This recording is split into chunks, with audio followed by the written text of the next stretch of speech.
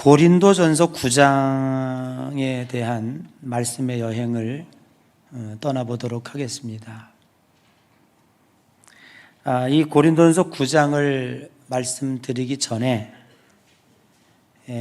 여러분에게 양해를 구할 것은, 사실 이 고린도전서 9장에 언급되어져 있는 내용들은 제 생각은 그래요. 우리 예한교회와는 좀 거리가 멀지 않는가 하는 생각이 있어요. 우리 예한교회는 이런 문제는 좀 없지 않은가 하는 생각이 있고요. 두 번째는, 사실 고린도 전후서는 좀 어렵다기보다 요한복음은 어렵고, 그 다음에 로마서는 깊고, 고린도서는 좀 거북스러운 책이에요. 실제적으로 교회에서 일어나고 있는 문제들, 또 여러분의 삶 속에서 경험하고 있는 문제들을 들춰내야 되기 때문에 좀 거북스러운 책이다, 이렇게 볼 수 있는데, 그럼에도 불구하고 우리 예한교회 성도들이 창세기를 넘어 마태복음을 지나 그 어렵다고 하는 요한복음도 다 통과하셨고, 힘들다고 하는 교리책 로마서도 다 띄었잖아요. 그리고 성령의 책이라고 하는 사도행전을 우리는 지나왔습니다. 충분히 고린도서를 이렇게 전혀 꺼리낌 없이 하나님의 말씀을 들을 수 있는 신자의 위치까지 왔다라고 하는 것을 생각해 보면서 아마 여러분들의 영적 수준을 칭찬해 주고 싶은 마음이 없지 않아 있습니다. 이 두 점을 여러분들이 좀 생각해 주시고 오늘 고린도전서 9장을 하나님의 말씀으로 들어주셨으면 좋겠다라고 생각을 합니다. 헬라어에 아디아포라라고 하는 단어가 있어요. 이 아디아포라라고 하는 단어의 뜻이 뭐냐면 대수롭지 않다라고 하는 뜻을 가지고 있습니다. 그런데 왜 이 단어가 그렇게 신약 성경에서 중요하게, 특별히 바울의 서신서에서 중요하게 다루어졌느냐라고 하는 문제는 여기에 있습니다. 사실 이 아디아포라라고 하는 단어가 대수롭지 않다라고 하는 단어인데, 이 대수롭지 않은 일들이 실제로 고린도 교회에서 대수롭게 여겨지고 있다는 거죠. 무슨 말인지 알죠? 그러니까 하나님의 명령도 아니고, 그렇다고 하여 예수님의 말씀도 아니고, 성경에 하라, 하지 말라 라고 하는 내용도 아니에요. 개인에 따라서, 취향에 따라서, 양심에 따라서 해야 할 일들인데, 그러한 아젠다들이 고린도 교회를 시끄럽게 하고 있다. 그래서 그런 내용들을 통틀어서 바울은 뭐라고 얘기하고 있냐면 아디아포라, 대수롭지 않은 일들이야 라고 말하고 있다는 거죠. 오늘 바울의 그 신앙 철학을 성경에 있는 내용으로 한마디로 규정한다면 아마 이런 걸 거예요. 고린도전서 6장 12절에 말씀하고 있는 것처럼 모든 것이 가하나 모든 것이 유익하지 않다. 이게 바울의 삶의 철학이에요. 그러니까 여러분, 우리가 진리가 너희를 자유케 했죠. 그러니까 우리가 신자가 돼서 하나님의 백성이 된 거는요, 모든 것이 가하다. 무엇을 하지 말라, 무엇을 하라, 이렇게 할 수 있는 정도의 사람들이 아니에요. 일단 우리는 이 세상을 뛰어넘는 하나님의 거룩한 자녀의 신분을 가졌기 때문에 모든 것이 가한다. 그런데 바울은 다 유익한 게 아니다. 하지 못해서 못하는 게 아니고 누가 하지 말래서 안 하는 것이 아니고 유익하지 않기 때문에 스스로 안 하는 것이다 라고 정리를 하고 있는 거예요. 그러한 신앙의 철학의 일환으로 바울은 특별히 자기 스스로가 하지 않고 있는 게 있어요. 그 첫 번째가 사실 사도 바울은 세상적으로 볼 때에 너무너무 자랑할 게 많은 청년이에요. 그때 당시에 권력의 상징이라고 한 로마 시민권을 획득한 사람이고요. 그때 당시에 학교가 없던 시절이잖아요. 사람의 학파에 따라서 너는 누구의 학파냐? 누구의 제자냐? 나는 아리스토텔레스의 제자야. 나는 플라톤의 제자야. 이게 그때의 학문을 대표하고 있어요. 근데 그때 율법학자로서 유대 나라의 최고의 실력자가 가말리엘이에요. 그 가말리엘의 문화생 제자란 말이에요. 그러니까 최고의 학부를 나오게 됐죠. 그리고 유대인 중에 유대인이요, 베냐민 지파 중에 베냐민 지파, 정통 유대인이고 이렇게 구렛나루 따고 까만 모자 쓰고 다니는 정통 유대인이란 말이에요. 그리고 아버지가 천막장사를 하는 건축업자였기 때문에 그 가정이 부유한 가정이었어요.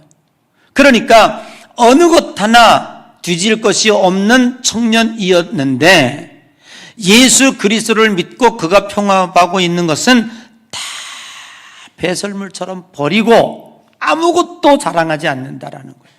자랑할 것이 많이 있음에도 불구하고 자랑을 묻어버렸어요. 두 번째는 모든 사도들이 그때 당시 베드로를 비롯하여 모든 사도들이 다 아내를 얻고 가정을 이루고 전도를 했어요.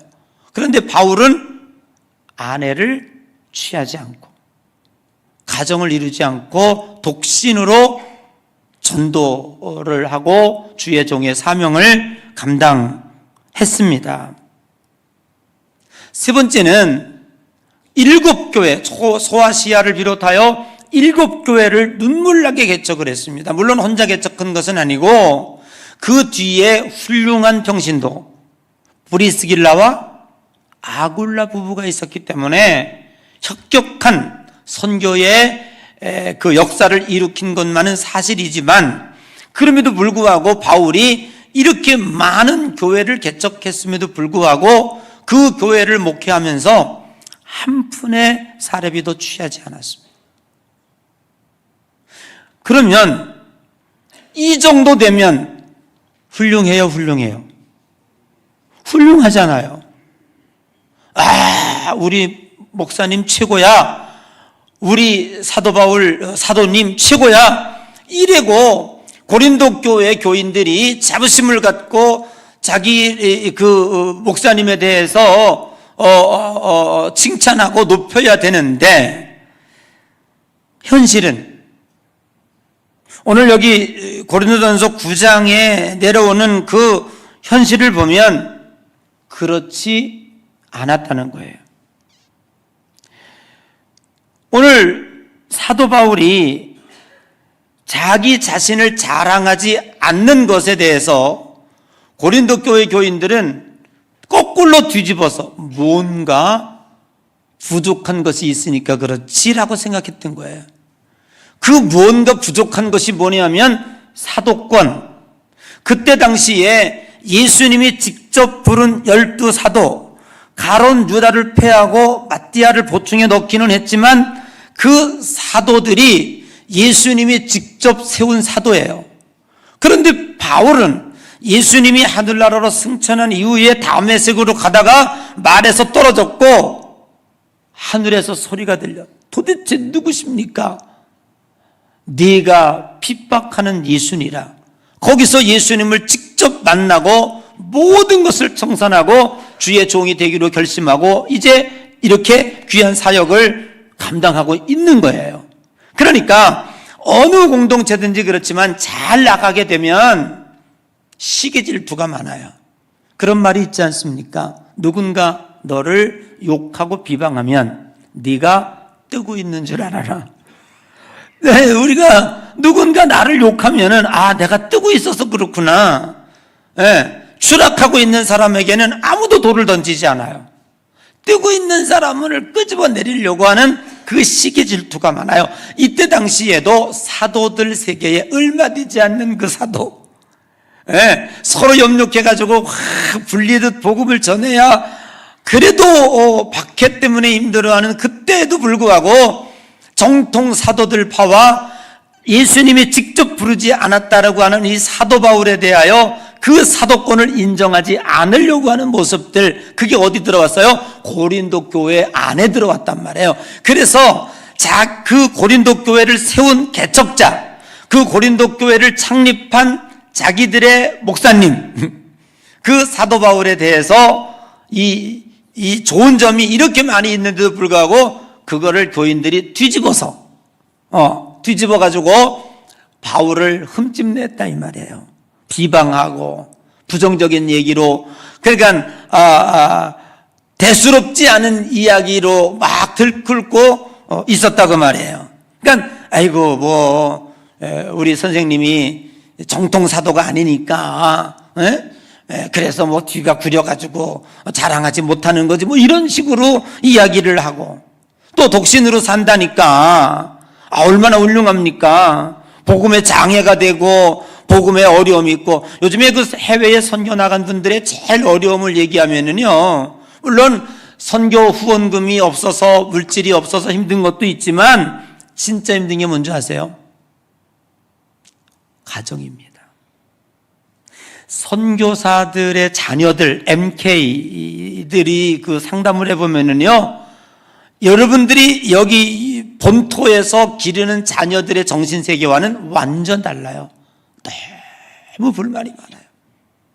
도대체 우리 아버지는 왜 이 오지에 와가지고 우리를 고생시키냐 이 말이에요. 여러분, 특별히 아프리카나 저 동남아 그 산족들 그런 데 가 선교하는 선교사들 여러분 보셨어요? 너무너무 힘들어요. 그러니까 애들이 정상적으로 자랄 수가 없고요. 두 번째 힘든 건 아내입니다. 남편은 선교지에 여기저기 다니느라고 분주하고 바쁠 수 있는데 도대체 사모는 뭐합니까? 여기 이 오지에 와가지고 누구하고 말 상대가 아무도 얘기할 사람이 없어요. 혼자 외로움을 견뎌내야 돼요. 그런 것들에 대해서 마음의 병이 많이 들어요. 그거를 지켜보고 있는 선교사는 더 힘들잖아요. 얼마나 힘이 들겠습니까? 그래서 이분들이 무엇이 제일 힘드냐라고 설문조, 가정이 제일 힘드냐고. 그러니까 바울은 결혼을 안 한 거예요. 지금 비행기 타고 다니고 이런 때가 아니고, 그때는 말 타고 다니고 걸어 다니고 배 타고 다니고, 그러니까 한 번 가려면 한 달 정도 걸려서 선교지에 갈 정도로 그렇게 힘든 여정이었다고요. 근데 거기다가 가족을 다 이끌고 가면은 가다가 애라도 아프고 그러면 하나님의 일을 제대로 할 수 있겠습니까? 그래서 결혼을 안 한 거예요. 그런데 고린도 교회 교인들은 뭐라고 얘기하고 있어요? 아이고, 우리 바울 선생은 말이야, 남자 구실을 못하나 봐. 그래서 결혼도 못하나 봐. 이렇게 꼭 그런 내용이 써 있는 건 아니에요.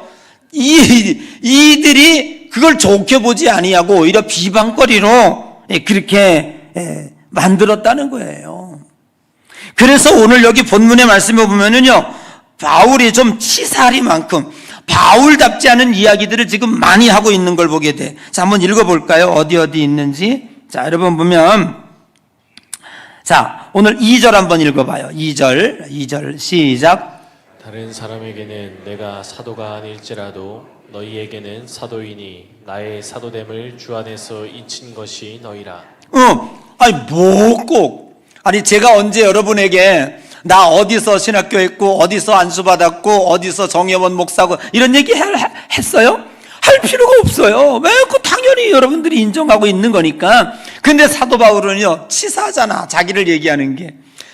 내가 사도인 거 너희들이 다 알고 있고, 아니 그리고 주님이 나를 인쳐주신 거 내가 다 얘기했고 너희들은 나를 사도로 받아들여서 내가 여기 개척이 됐는데 이제 와가지고 다른 사람들이 뭐라고 그러니까 우리 바울 선생은 사도가 아니래 이래가지고 이걸 흔들리고 교회가 분란이 나면 어떡하냐라는 얘기를 하고 있는 거예요. 자 5절 읽어봐요. 5절 시작. 우리가 다른 사도들과 주의 형제들과 게바와 같이 믿음에 자매된 아내를 데리고 다닐 권리가 없겠느냐. 아니 결혼하는 것도 마찬가지야. 다른 사도 여기 게바가 누구야? 게바 바울 누가? 베드로잖아요. 베드로도 결혼한 거예요. 그래서 아내를 함께 동행하면서 전도하고 있는 거 너희들이 알고 있지 않느냐.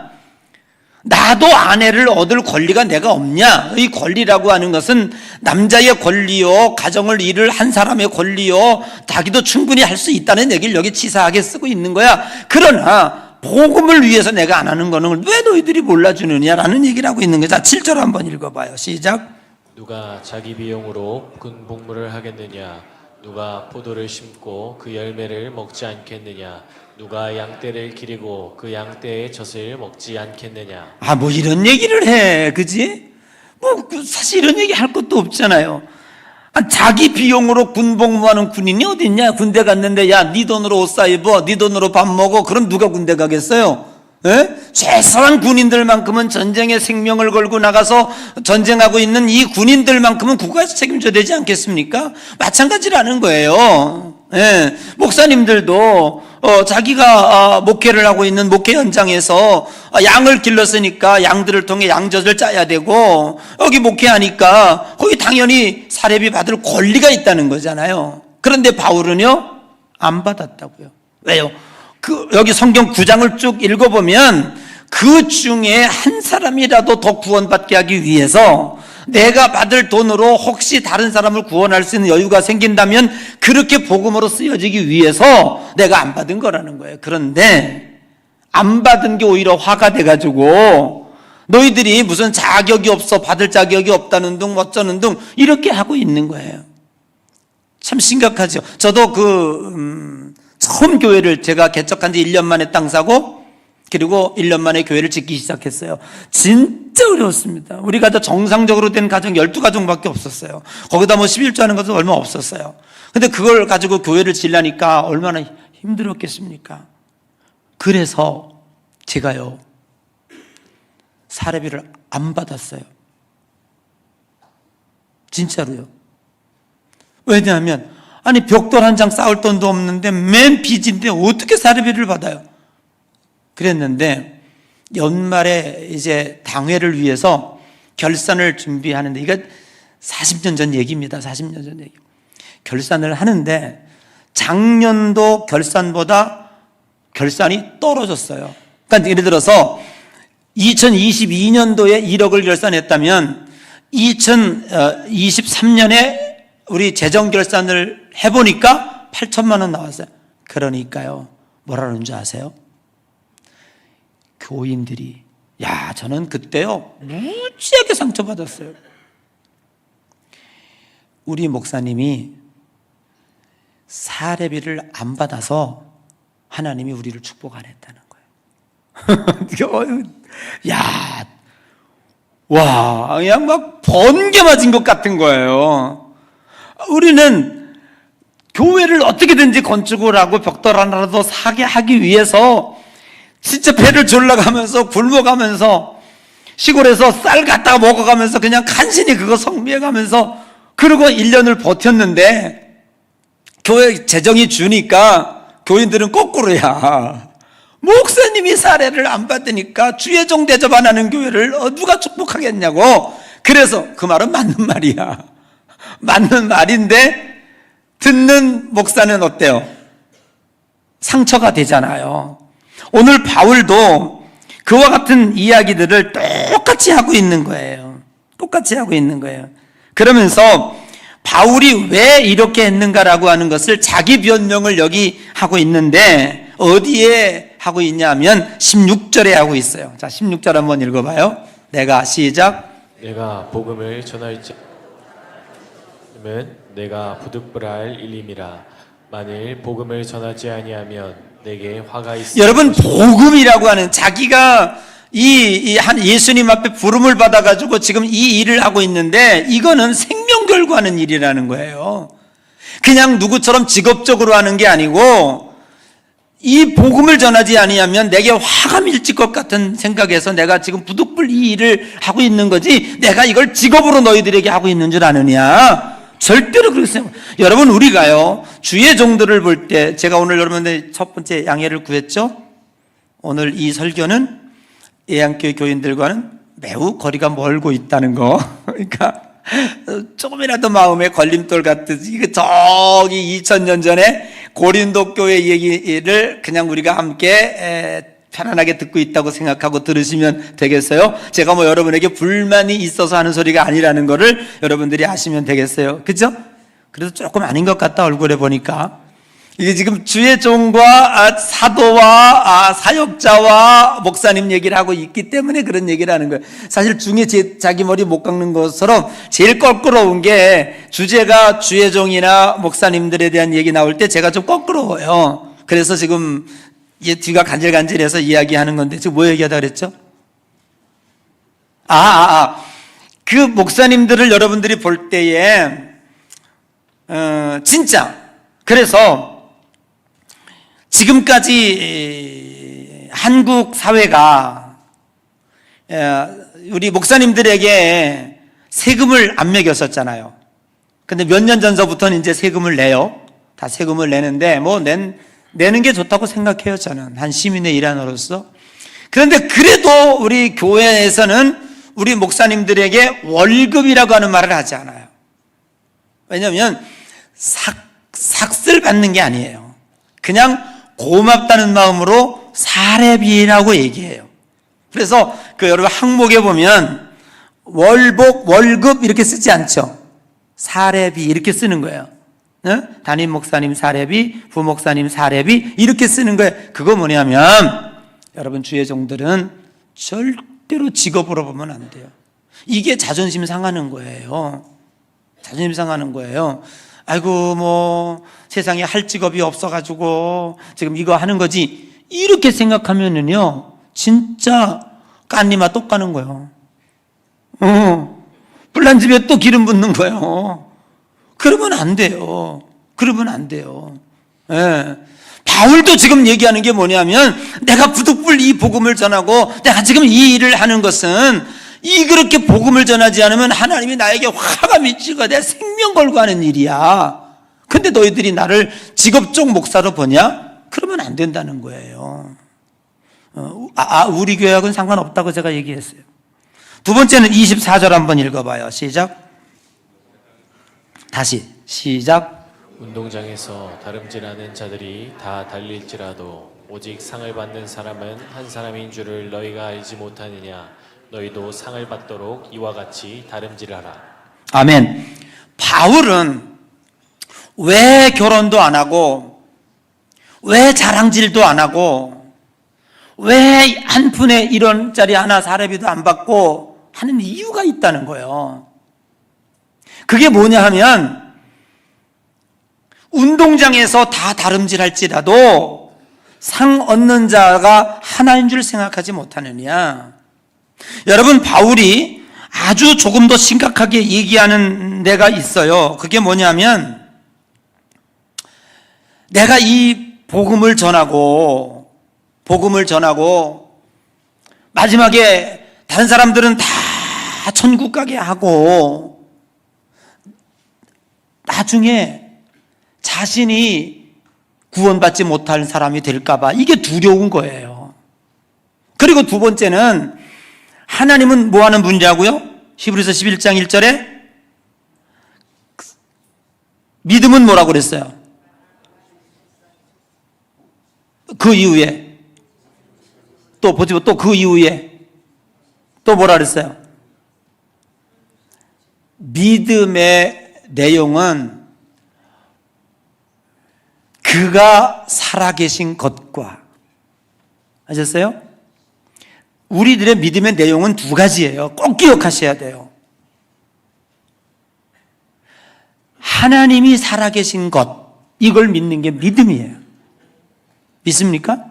진짜 믿어요? 하나님이 살아계신 거 믿어요? 근데 뭘 조금 사업 안 된다고 그래요? 뭐 조금 내 인컴 주머니에 돈이 조금 들어온다고 그렇게 풀이 죽어 있어요? 그러면 안 되잖아요. 두 번째는요, 그가 자기를 찾는 이들에게 상 주시는 이심을 믿어야 할지니라. 누가 물어봐, 너 믿니? 너 뭘 믿어? 그러면 이 두 가지를 확실히 말할 수 있어야 돼요. 나는 시퍼렇게 살아계신 하나님을 믿어. 아멘. 지금도 하나님은 살아계시고, 두 번째로 하나님에게 나가는 자, 주님 앞에 충성하고 주님 앞에 봉사하고 주님 앞에 일하는 자는 반드시 상 주신다는 사실을 믿어. 아멘. 여러분, 어떻게 보면은요, 주의 종들이 그런 게 있어요. 제가 말씀을 드리면, 사실 저도 떨리는 마음으로 목회를 합니다. 가끔 그런 생각이 들어요. 우리 예양교회가 나를 너무 대접을 잘해줘가지고, 또 그리고 우리 예양교회 물론 속으로는 술떡술떡대고 내 뒤 욕을 할지 모르지만 그저 립서비스라도, 어제도 이제 주도 예배 드리고 요 앞에 가서 저녁을 먹는데 우리 권사하고 내외가 이렇게 앉아서 같이 먹었어요. 그래서 이번 그 성회는 내가 특별히 준비했어. 그래서 우리 신자들이 어떻게 하면 복된 삶을 살아갈까, 내가 40년 살아온 거를 종합해가지고 이렇게 한번 내 영혼이 잘됨 같이, 또 범사가 잘 되고 강건하기를 원하노라, 이 세 가지가 우리 삶의 주제잖아요. 이거 내가 설교하려고 그래. 아마도 나에게 마지막 자작부흥일지도 몰라서 그래. 그랬더니 앞에 있는 권사 내외 부부가 깜짝 놀라면서, 안 돼요 감독님, 끝까지 우리에게 말씀 전해 주셔야 돼요. 자기가 이 교회 선택할 때 구릿이 다 다녔대. 진짜로 구릿이 교회를 다 다녀봤대. 그 친구랑 같이 등록을 했는데, 그런데 여기 등록했대. 그 다음은 제가 말 안 할게요. 그런데 그 말이 왜 그렇게 기분이 좋아? 안 해준 사람은 회개하세요. 그런데요, 보세요. 그 이야기를, 그런 이야기만 듣고 내가 붕 떠 있는 우리 이 장로님들이 참 진짜 목회하는데 걱정하지 말라고 정말 저한테 하나도 불편하게 안 해요. 너무 과분하게 행복할 만큼 대접을 해줘요. 정말 나만큼 행복한 사람이 없을 거예요. 그런데 받는 저는 어떨까요? 사실 받는 저는 어떨까요? 이런 생각이 들어요. 바울이 그런 생각을 한 거예요. 여기 지금 9장에 쓰고 있어요. 내가 다 전도하고 난 다음에 자기는 하늘나라 못 갈까 봐, 그리고 하나님 앞에 가서 상 받는 그 상을 목표로 지금 하고 있다는 거예요. 그래서 그 바울의 주관은요, 지금 열심히 이 세상에서 뭐 자기가 고생을 해도 하나님은 상 주실 것이다. 세상에서 다 받으면 하늘나라 가서 누가 상 주겠어요? 무슨 상을 받겠습니까? 그게 도전인 거예요. 그리고 이 세상에서 다 높임 받으면 정말 하늘나라 가서 무슨 면목으로 가겠는가? 이런 마음으로 이제 바울이 지금 목회를 하고 있다고 하는 것을 구구절절히 9장에서 이야기하고 있는 거예요. 그런데 반면에 이런 거는 있습니다. 여러분, 요한복음 10장 7절 이하에 보면 삭군의 비유가 나와. 그죠? 아시죠? 삭군은 누구냐? 이 품삯을 받는 목자야. 품삯을 받는 목자는 이리가 오면 양을 버리고 양을 돌아보지 않고 도망간다는 거예요. 그리고 품삯만 생각하고 산다는 거예요. 그런데 목자는 뭐래요? 목자는 보상을 바라지 않아요. 진정 양을 위해서 생명을 바친다는 거예요. 이게 진정한 목자라는 거죠. 바울은 갈라디아서 6장 6절에 뭐라고 말씀하고 있냐면, 가르침을 받는 자는 말씀을 가르치는 자와 좋은 것으로 함께 하라 그랬어요. 네. 여러분, 우리는 이게 건강한 교회입니다. 바울 같은 목사의 태도를 갖는 게 목사의 자세고, 반면 성도는 이런 마음으로 해야 된다는 거죠. 목사님들은 내가 너무 교인들한테 대접을 잘 받아가지고 어디 가든지 나를 높임 받아가지고 나 천국 못 가면 어떡해. 어떤 분이요 진짜 옛날에 떠돌아다니는 소문인데 글쎄 죽어서 천국에 갔대. 근데 갔다가 다시 왔는데 가보니까 이게 지금 방송에 나가니까 제가 이름을 거명 안 할게요. 조땡땡 목사님이 없으시대. 이거 진짜 충격적인 얘기입니다. 여러분, 그분은요,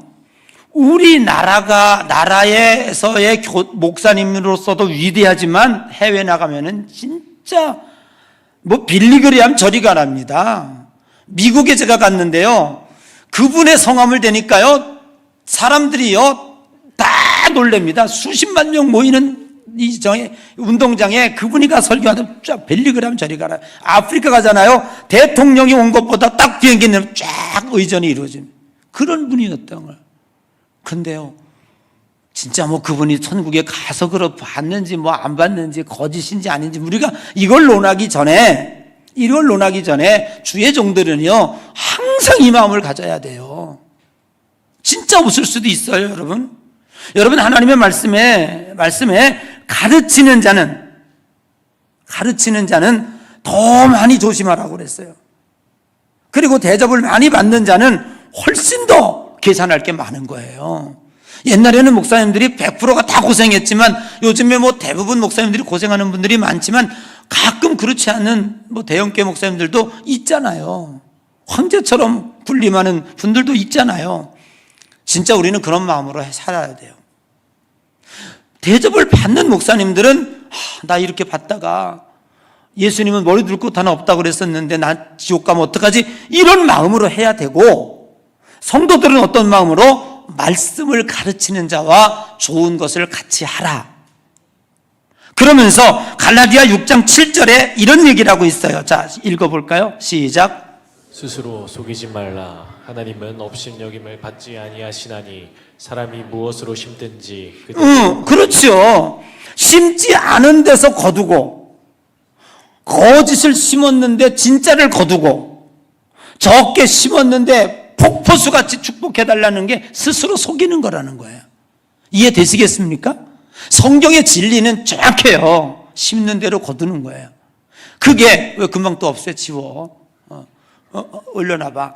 스스로 업신여기지 말 받지 아니하시나니 사람이 어떻게 무엇으로 심든지 그대로 거두리라 라고 말씀하고 있는 거예요. 저는 문득 이런 말씀이 생각나요.